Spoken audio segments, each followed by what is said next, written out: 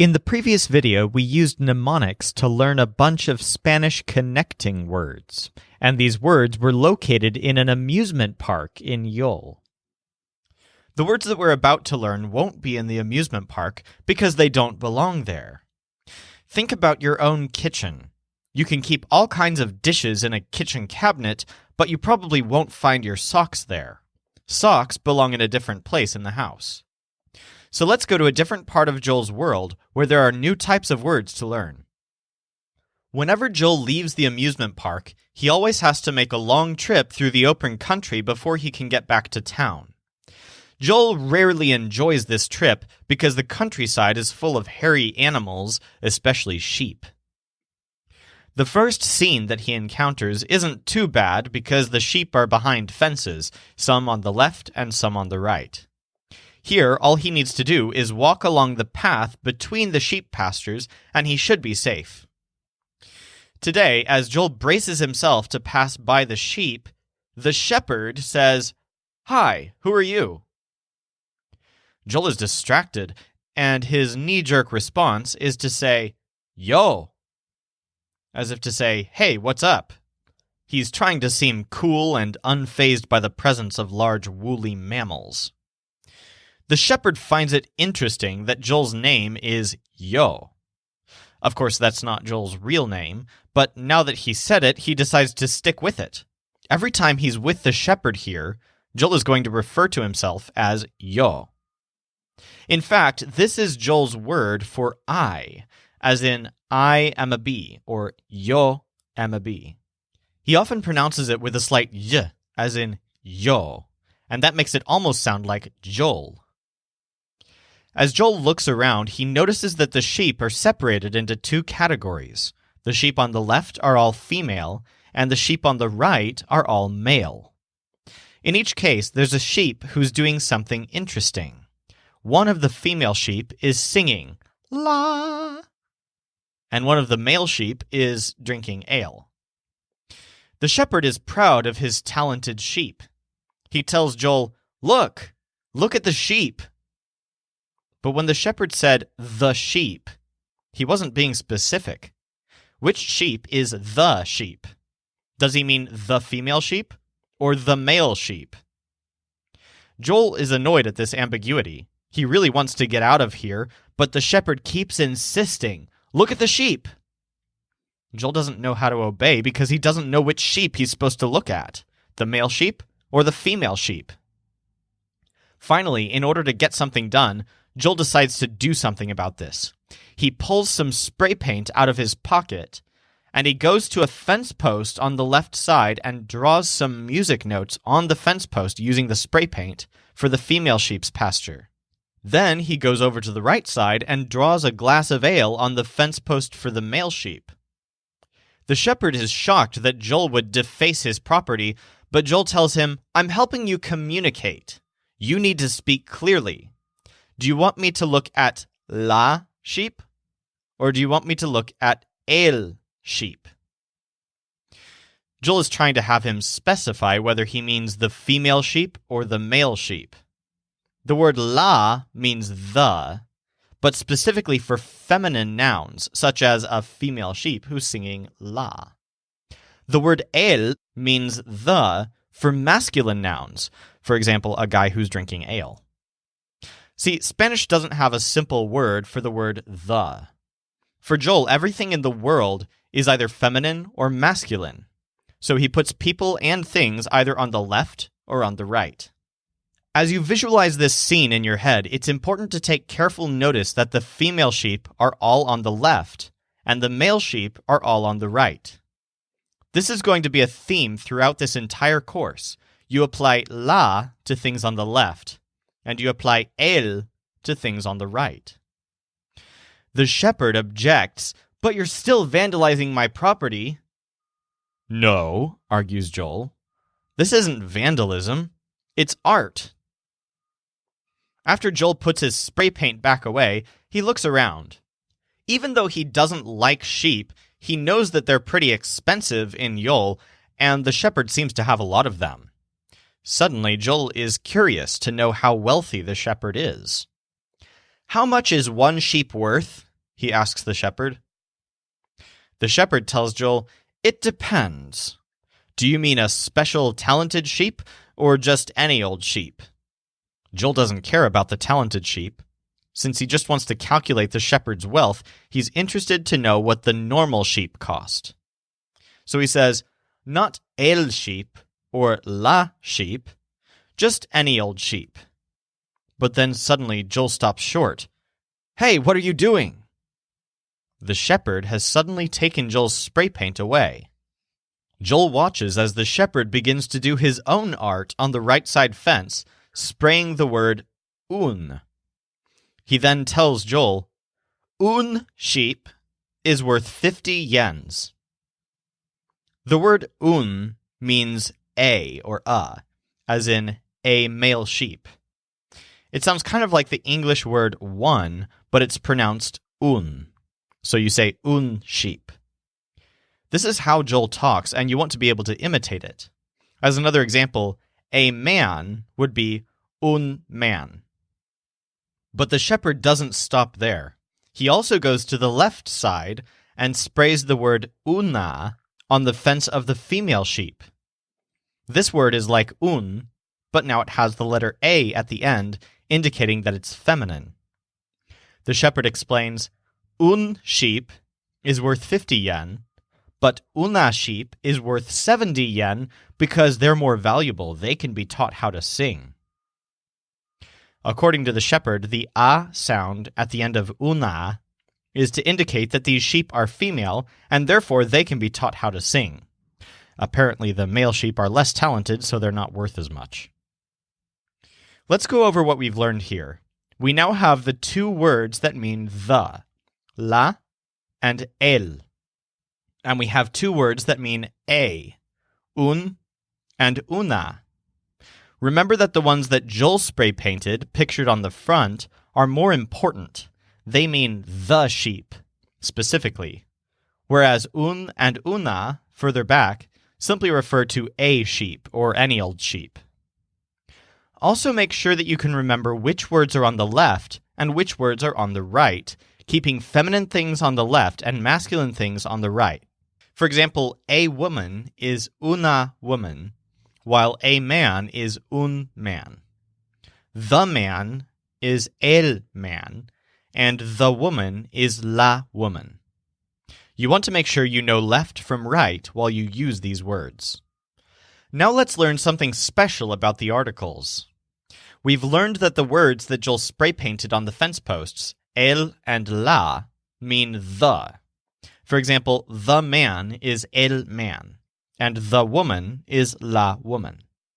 But for Joel, these words mean a little bit more than this.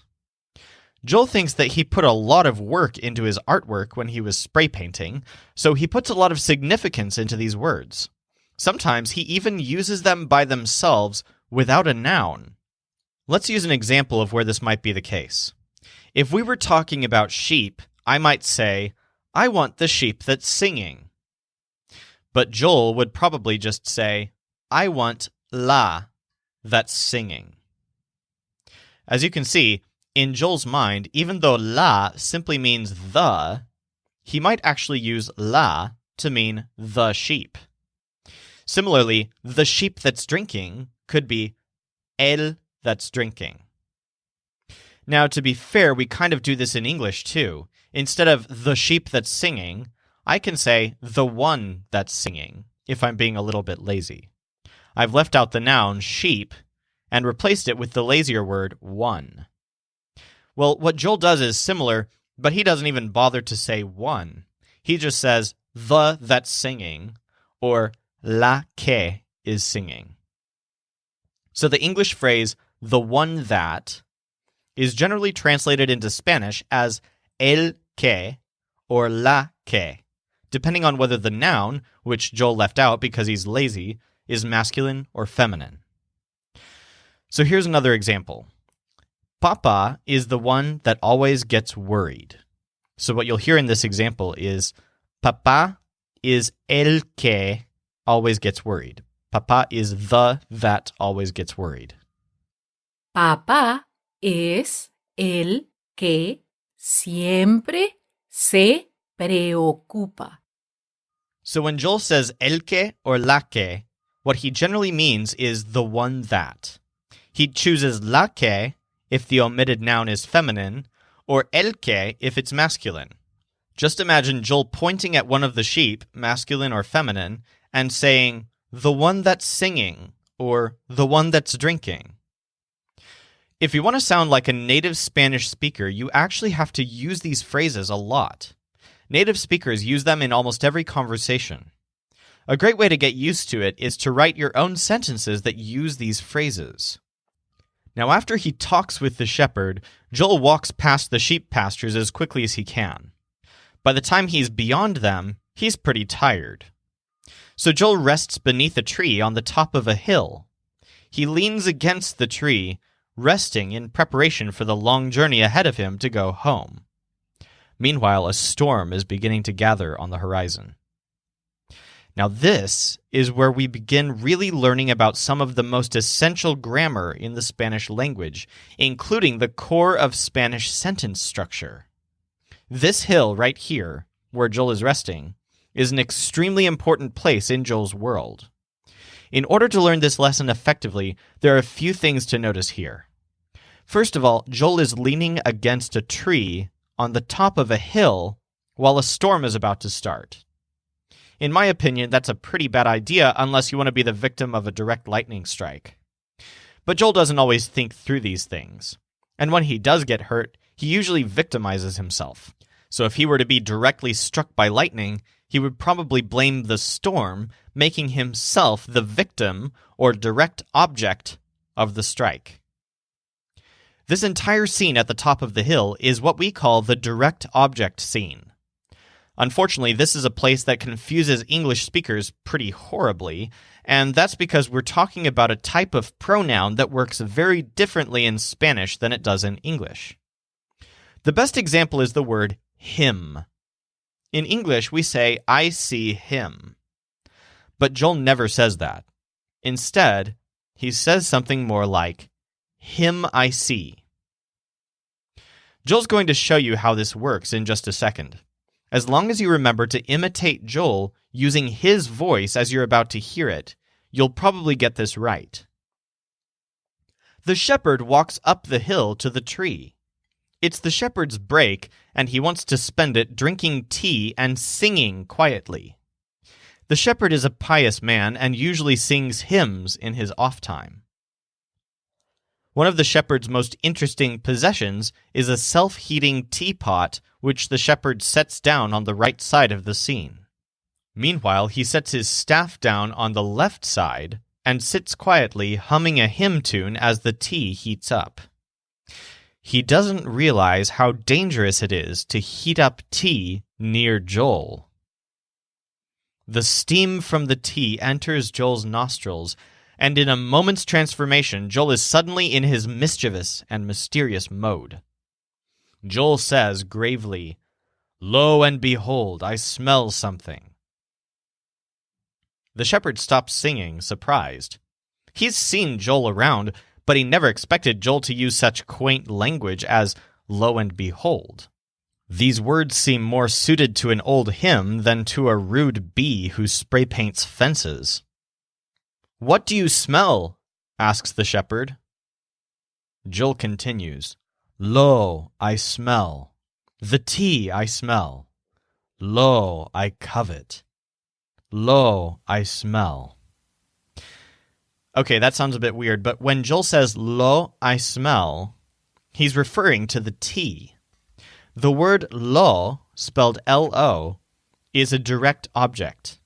It's kind of like the word him in English. So to say, "I smell him," you would say, "Lo, I smell." Now, you might think it would be more accurate for Joel to say, "I smell it," since the tea is an it, not a him. But remember that in the Spanish language, everything is either masculine or feminine.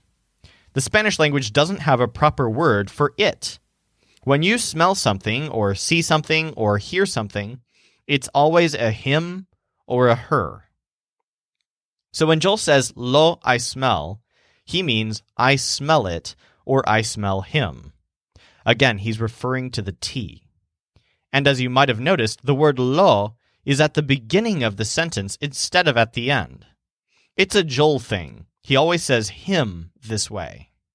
For example, let's imagine that yesterday you met somebody for the first time. In English, you would say, I met him yesterday, but Joel would say, lo, I met yesterday. Now the shepherd is surprised. For a moment, he thought that Joel might be a very nice guy because he was using the type of quaint language, like lo and behold, that you might find in a hymn book. But suddenly, Joel is talking about coveting something. How evil! What am I hearing? Asks the shepherd in disbelief. Joel's response is blunt. He says, me, you're hearing. The word me means me. But remember to pronounce it with Joel's voice. It sounds like me. Also, it happens at the beginning of phrases just like the word lo. So to say, you found me, Joel would say, me you found.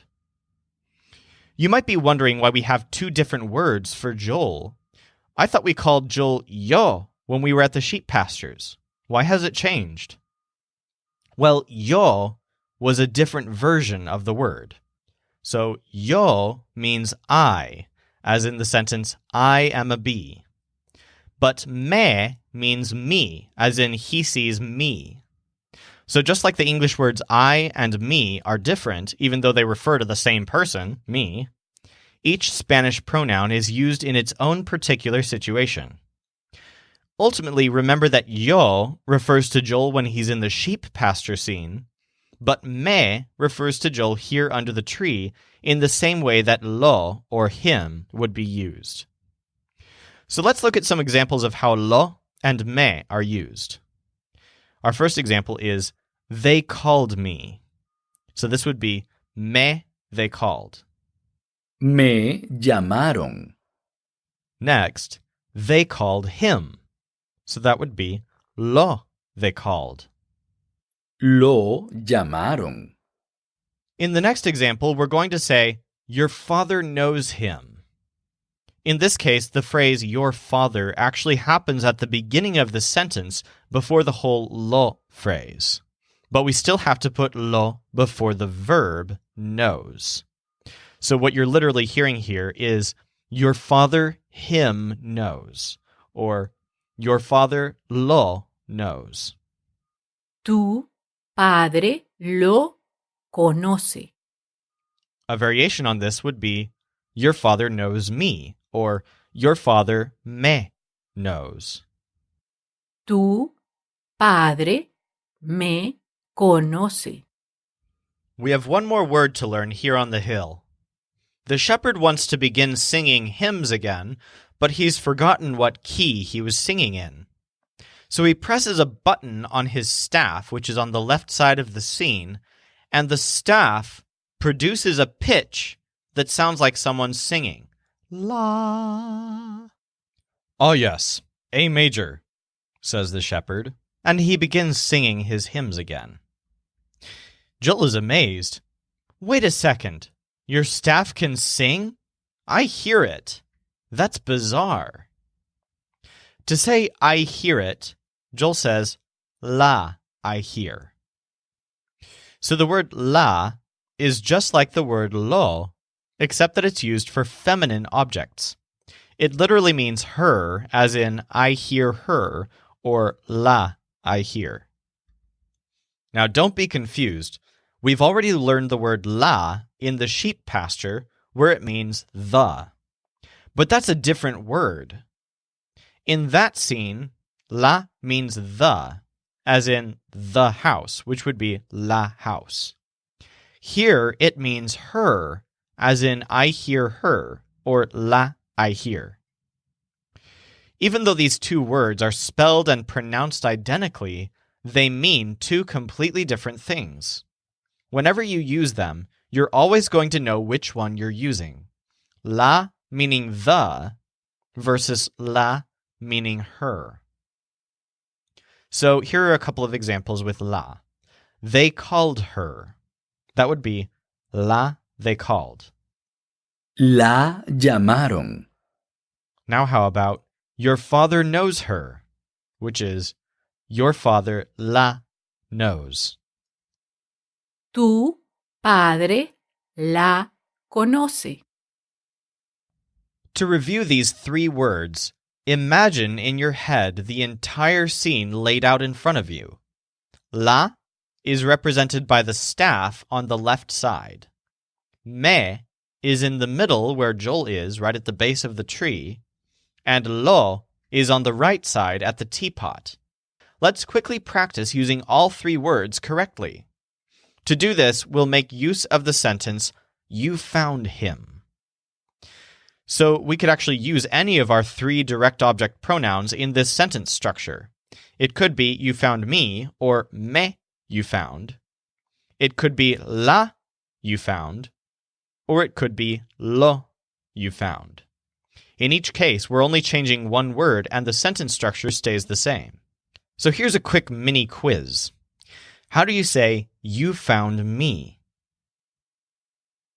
Yeah, it's me you found. How about you found him? Lo you found. And then how about you found her? That's la you found. Now we have just 2 more words to learn before we finish this entire lesson. Joel continues home, but the shepherd decides to follow him out of curiosity. They both encounter a swamp. The shepherd trips over a stick and falls into the muddy water. As he begins to sink in the mire, he sees a robe that's very similar to the robe that he's wearing right now. Now this robe belongs to the shepherd's wife, whose name is Kay. This worries the shepherd. Did his wife sink in the swamp? The shepherd yells out his wife's name in despairing fear. Kay! He shouts. Selfish Joel doesn't really care that the shepherd is on the point of drowning, but he is curious to know what that robe is. He asks the shepherd, "What is that?" But since the shepherd just now yelled, Kay, what Joel says is, "Que is that?" The word que, pronounced kind of like the name Kay, basically means what in a question. But don't get confused. We already learned the word que in the amusement park. This word is completely different. This version of que is always spelled with an accent mark over the letter E. This mark serves to point out that this new word is stronger than the other version of que. The que that we learned in the amusement park was just a connector, but this word, que with an accent, is emphasized in questions. It's also sometimes used in exclamations, as we're about to see. For now, just remember that since it has an accent mark, it's used along with question marks and exclamation marks. So here's a sentence example where it's used with a question mark. What can I do on behalf of Isabella? Now, as a quick comment, to say on behalf of, we just use the preposition por. So you'll hear, ¿Qué can I do por Isabella? ¿Qué puedo hacer por Isabela? Now, how exactly could this word be used with an exclamation mark instead of a question mark? Well, let's consider this exclamation that we sometimes use in English. What luck! So in Spanish, that would be qué luck. As you can see, the word que is being used not in a question, but in an exclamation. ¡Qué suerte! To take this a little further, how about this sentence? Qué lucky! In English, we would say how lucky, but in Spanish, the exclamation is literally what lucky. Phrases like qué lucky and qué nice may seem awkward because they don't translate as what. Instead, we tend to translate them as how, like how lucky or how nice. But this is one of the reasons that que, with an accent, is such a common word. It's used in both questions and exclamations. Now let's look at a sentence example that actually uses both versions of the word que. the version with an accent, and the other word without an accent. So the sentence is, how nice that it's you. So the how nice would be que with an accent and then nice. And then that it's you is simply the connector que and then it's you. So you'll hear que nice, que it's you. Qué bueno que seas tú. There's one more thing to know about the word que. It's used in the very common question, ¿por qué? Now, although this is literally translated as by what, the translated meaning is simply the question, why? See, Spanish doesn't even have a word for why. When Joel wants to ask this question, he always simply says, ¿por qué? So here's an example. Why did she leave? Would be, ¿por qué did she leave? ¿Por qué se fue? Now we're ready for our last word. Joel is bored of the shepherd's company, so he flies toward home as quickly as possible, leaving the shepherd struggling alone in the mire. Before Joel can go home, he always has to go through a large plaza that serves as a marketplace. Every time he passes through, he's asked by the farmers, bakers, and butchers if he wants to buy anything. Today, Joel is in a hurry to get home, so he has a simple answer. No. As he flies past the last stand, a vegetable merchant asks him, "Please, won't you buy something today?" Joel responds, "No, I will not buy something today." The word no, spelled N-O, means not. Many English speakers are mistaught to think of it as the word no, but that's not exactly true. They don't translate one-to-one. The English word no can actually mean quite a few different things. Instead, Joel's no is used in two simple situations. First of all, when he wants to say not, and then also when he's answering a question with no. In the next sentence example, we have the word no used to negate the sentence, as in the word not. So you can use the word no in any sentence to make it negative, but it's a little tricky. In English, the word not goes after the verb. For example, I am not there yet. But in Spanish, the word not has to go before that. That would be, I no am there yet. So here's our sentence example. I shouldn't get worried by those things. So what you'll hear is, not I should get worried by those things, or no, I should get worried por those things. No debo preocuparme por esas cosas. If this is a bit confusing, I recommend using that sentence that we just looked at as a model. Practice writing several variations, such as, I shouldn't walk around that place, which would be, no, I should walk por that place. You'll get used to the way that Spanish speakers use the word no with a bit of practice. Of course, you want to make sure that you're practicing it correctly, or you could accidentally be reinforcing bad habits. Show your sentences to a native speaker and ask them if that's how they would be using these words.